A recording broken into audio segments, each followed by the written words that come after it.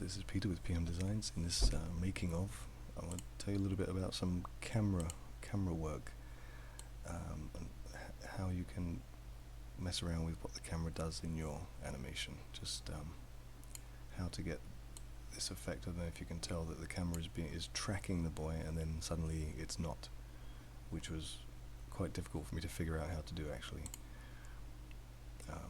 But yeah, like that.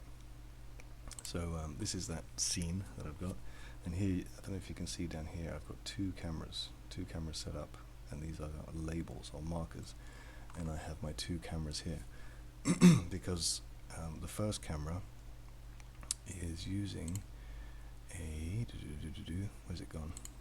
Can't remember what it was now. A damped track, so it follows the boy.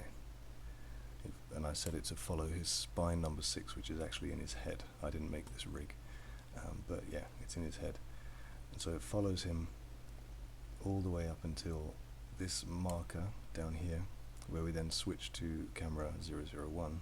Oh, computer says no. Oh dear. This is currently using 7 gigs. Can you imagine? 7 gigs of RAM just to run what I'm doing here. Oh, for those of you out there who don't have a good computer and you want to do Blender, you have to go and upgrade. There's no way you can, unless you're just going to be making Minecraft quality animations. But then yeah, at this point the camera switches and I fully control what the camera does. So I keyframed it to move out to here so I could get a shot of the boy tripping over. So it's really simple. All you have to do, so you got your two cameras set up, you know, and then you choose a frame. So I'll just do one here, frame 224, marker, add marker, add marker here, and then I can click on whatever camera I want.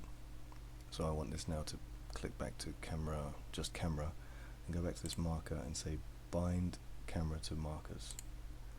So then you'll see this is now on camera. So it'll switch between, this is on the first camera, second camera, and then it switches back to that first camera again. So that's all it is. You just need to add a marker. So you could have multiple cameras going on, and just to switch between them very quickly, without having to move the first camera, or you know, maybe you've got an object constraint on the first camera which you don't want further. You have to then switch to another camera which doesn't have the object constraint.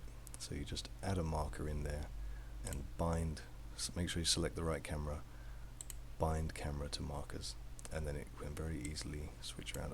I don't know if you can, I never actually tried. Can we move these markers? No, we can't. So I guess you just have to go to that frame and delete the marker if you don't like it. But yeah, so it's frozen now, but if you found that useful, please drop a like and go check out Sanctuary. I'll put a link at the top or somewhere on the screen, and stay tuned for further making ofs / tutorials. Thanks very much.